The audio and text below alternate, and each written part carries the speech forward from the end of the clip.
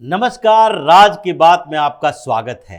फारूक अब्दुल्ला एक बार फिर से बड़ी कॉन्स्पिरेसी साजिश करने पर उतारू हो गए हैं। फारूक अब्दुल्ला ने सर्वदलीय बैठक बुलाई है और उस बैठक में अब वो तय करेंगे कि कश्मीर में भारतीय जनता पार्टी को दूर रखने के लिए क्या क्या उपाय किया जाए। लेकिन ये बैठक तो एक दिखावा है। उन्होंने इस बीच ऐसी साजिशें की है जिसके लिए देशद्रोह का केस चलना चाहिए और उन्हें तत्काल गिरफ्तार कर लेना चाहिए, क्योंकि अब्दुल्ला परिवार का इतिहास ही गद्दारी का इतिहास रहा है। और इस बीच जब भी अब्दुल्ला परिवार का कोई मेंबर विदेश जाता है और उसमें भी कोई इस्लामिक कंट्री में जाता है या फिर हज या उम्रा के नाम पर सऊदी अरब जाता रहा है, तो इसके पीछे एक बड़ी कॉन्स्पिरेसी रही है। और इस बीच फारूक अब्दुल्ला सऊदी अरब से लौट कर आए हैं। उम्रा करने के लिए गए थे, लेकिन वहां पर उम्रा के बदले कश्मीर पर बड़ी बड़ी साजिशें करके आए हैं। कुछ ऐसे लोगों से मुलाकातें भी हुई है जो कश्मीर के मुद्दे पर उनके साथ देने वाले हैं। और फिर से जम्मू कश्मीर में पाकिस्तान, अफगानिस्तान और इस्लामिक और जिहादी गैंग के वो लोग जो कि कश्मीर के आजादी के नाम पर वहां आतंकवाद फैलाते हैं, उसकी साजिश होने वाली है। क्योंकि इस बीच जम्मू कश्मीर में जब से यूनियन टेरिटरी बना है, विशेषाधिकार का दर्जा खत्म हुआ है और केंद्र सरकार ने उस पर अंकुश लगाना शुरू कर दिया है। एलजी ने हर एक पुलिस, सेना और अर्धसैनिक बल के कोऑर्डिनेशन पर काम करते हुए आतंकवादियों की रीढ़ तोड़ दी है। तो फारूक अब्दुल्ला विदेशों से साजिश करने निकल गए हैं। यह फारूक अब्दुल्ला की बात नहीं है, इनके पिता शेख अब्दुल्ला भी ऐसे ही साजिश करते रहे थे। क्योंकि जब जब ये लोग सऊदी अरब जाते हैं, कुछ नई कॉन्स्पिरेसी जन्म लेती है। तो जिस तरीके से फारूक अब्दुल्ला अभी कश्मीर में लौट कर आए हैं, सऊदी अरब से उम्रा करके आए हैं, और इस बीच उन्होंने फिर से कश्मीरी राग अलापना शुरू कर दिया, विशेषाधिकार का दर्जा फिर से वापस करने की लड़ाई की शुरुआत की है, सारे दलों को एकजुट करके, और वहां पर एक हिंसात्मक माहौल फिर से पैदा करने की कोशिश की है ताकि सरकार दबाव में आ जाए और फिर वो जीत का डंका बजाने लगे कि कैसे कश्मीर को फिर से आर्टिकल 370 मिल गया, कश्मीर का विशेष अधिकार का दर्जा मिल गया और जम्मू कश्मीर को पूर्ण राज्य का दर्जा भी मिल गया। इसीलिए ये कॉन्स्पिरेसी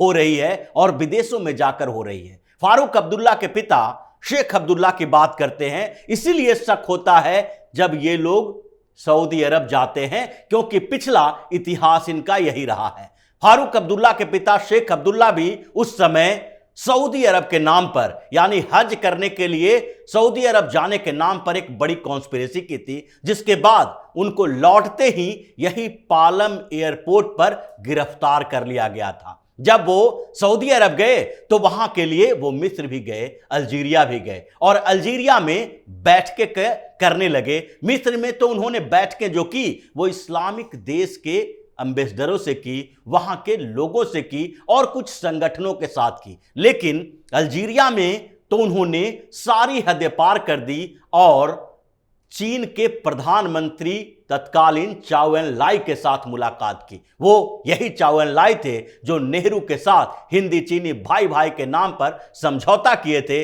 उनके स्वागत में नेहरू ने सारी हदें पार कर दी थी, लेकिन फिर भी चीन ने भारत के ऊपर हमला किया था 1962 में। और यही शेख अब्दुल्ला चीन के उस हमले के बाद एक बार फिर चाउ एन लाई के साथ मुलाकात किए, जिसके बारे में उनके पोते उमर अब्दुल्ला ने कहा है कि उनके दादा को वहां पर चीन ने यह ऑफर दिया था कि जम्मू कश्मीर में सशस्त्र आंदोलन चलाया जाए, युवाओं को के माध्यम से सशस्त्र आंदोलन चलाओ और फिर चीन उसकी सहायता करेगा। लेकिन उनके दादा शेख अब्दुल्ला ने चीन के उस ऑफर को ठुकरा दिया था। लेकिन उमर अब्दुल्ला आधी बात बोल के आधी बात छुपा ले गए, क्योंकि शेख अब्दुल्ला ने जब वहां बातचीत की थी तो उनका मकसद चीन में के माध्यम से और पाकिस्तान के संपर्क से, सहयोग से कश्मीर में सशस्त्र आंदोलन चलाना ही था। और उसका एक बड़ा परिणाम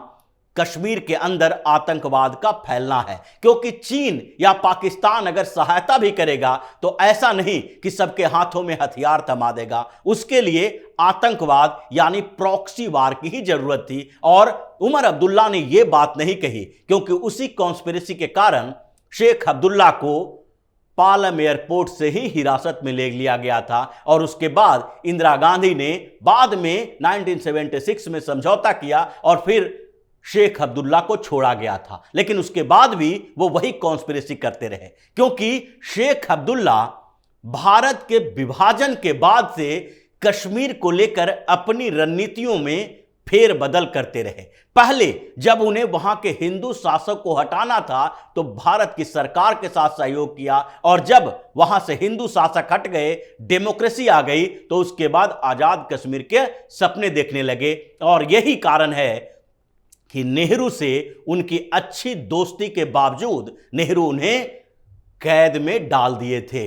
कश्मीर कॉन्स्पिरेसी एक बड़ा मामला था, जिसमें शेख अब्दुल्ला के ऊपर बड़े गंभीर आरोप लगे थे कि वो जम्मू कश्मीर को भारत से अलग करने के लिए साजिशें रच रहे हैं। वो हर मंच पर भारत सरकार के साथ, दिल्ली के साथ अपने तल्ख रिश्तों की बात करते थे और युवाओं को भड़का रहे थे। इसलिए 11 साल तक उन्हें जेल की सलाखों के पीछे नेहरू ने रखा, जो उनके बहुत करीबी मित्र माने जाते थे। अब वही बात है कि जब वो जेल से बाहर आए और फिर आने के बाद उनको लगा कि कश्मीर में जो स्थितियां चल रही है उसमें पाकिस्तान की भूमिका बढ़ानी चाहिए, और उसी समय उन्होंने पाकिस्तान का दौरा किया और पाकिस्तान में वो वहां के प्रेसिडेंट अयूब खान से मुलाकात की। वहां पर जब उनकी मुलाकात हुई तो दोनों ने एक दूसरे की काफी सराहना की। उन्होंने अयूब खान को भारत आने का न्योता दिया और अयूब खान ने कहा कि शेख अब्दुल्ला के बिना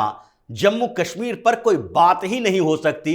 जम्मू कश्मीर में शेख अब्दुल्ला की जरूरत है ताकि पाकिस्तान और हिंदुस्तान एक मंच पर आ सके, क्योंकि शेख अब्दुल्ला जैसे लोग कश्मीर को द्विपक्षीय मुद्दा बनाने के लिए तत्पर रहते थे, पाकिस्तान का इंटरफेरेंस करने के लिए तत्पर रहते थे। और इसलिए उन्हें 1964 में जब वो वहां पर गए थे तो उसके बाद भी कॉन्स्पिरेसी का आरोप लगा था। यानी कि शेख अब्दुल्ला के बाद अब फारूक अब्दुल्ला की बारी है, क्योंकि फारूक अब्दुल्ला ने कोई कोर कसर नहीं छोड़ा है कश्मीर पर भारत के खिलाफ कॉन्स्पिरेसी करने से। उन्होंने बार बार यह बात कही है कि चीन, भारत और पाकिस्तान, ये तीनों के तीनों कश्मीर के लिए इंपॉर्टेंट है। यानी कि भारत के साथ चीन और पाकिस्तान को भी कश्मीर के मुद्दे पर साथ लाना चाहिए। चीन की कई बार सराहना कर चुके हैं, जबकि चीन भारत का दुश्मन देश है। भारत के खिलाफ चीन में साजिशें चलती है। फारूक अब्दुल्ला ने तो पाकिस्तान और भारत के लिए भी ये बातें कही कि पाकिस्तान के साथ अच्छे संबंध से कश्मीर की समस्या का समाधान किया जा सकता है। और जब उनकी कोई स्थिति, कोई दाल नहीं गली, तो उसके बाद उन्होंने डेमोक्रेटिक तरीके से मुख्यमंत्री के पद का इस्तेमाल किया, वहां से हिंदुओं को भगाया और साथ ही आतंकवाद को इस स्तर पर बढ़ा दिया कि वहां पर कश्मीर में हिंदुस्तान की सरकार भी इन कुछ संगठनों और कुछ पॉलिटिकल पार्टियों के सहयोग के आधार पर ही लेने के लिए मजबूर हो जाए। और अब फारूक अब्दुल्ला एक बार फिर से कॉन्स्पिरेसी करने लगे हैं, क्योंकि उन्होंने जो सऊदी अरब की यात्रा की है वो कोई उमरा करने के लिए नहीं की है, बल्कि उनकी यात्रा का मकसद अभी जो बदलती हुई स्थितियों में कश्मीर में जो माहौल है उसके खिलाफ इस्लामिक देशों में एकजुटता पैदा करना है। और फिर से चूंकि पाकिस्तान हताश हो गया है, निराश हो गया है, और उसे लगता है कि अगर पाकिस्तान ने अभी हिंदुस्तान के खिलाफ कश्मीर में आतंकवाद की कोई ऐसी बड़ी कार्रवाई की तो पीएम मोदी के नेतृत्व में भारत की सेना तैयार है इसका बदला लेने के लिए। ये भारत की सरकार नहीं बल्कि अमेरिकी इंटेलिजेंस रिपोर्ट भी है जिसकी चर्चा भी हो रही है, और जिसमें कहा गया है कि अगर चीन और पाकिस्तान दोनों ने भारत को प्रवोक किया तो भारत अभी अपनी सेना का इस्तेमाल करने के लिए तैयार है, क्योंकि पीएम मोदी के नेतृत्व में भारत अब डिफेंसिव पॉलिसी, डिफेंसिव पॉलिटिक्स नहीं करेगा, वो आक्रामक तरीके से इन दोनों का जवाब देगा। और इसीलिए इनको अब लगने लगा है कि सीधे पाकिस्तान अकेले कुछ नहीं कर सकता, वो हताश हो गया है। इसलिए इस्लामिक कंट्री को एकजुट करो, इन लोगों को मिलजुल कर आवाज उठाने के लिए कहो कि कश्मीर में भारत सरकार मुसलमानों के साथ गलत कर रही है, वहां के मुस्लिम नेताओं के साथ गलत कर रही है, क्योंकि इस बीच बुलडोजर उनके घर पर भी चलना है।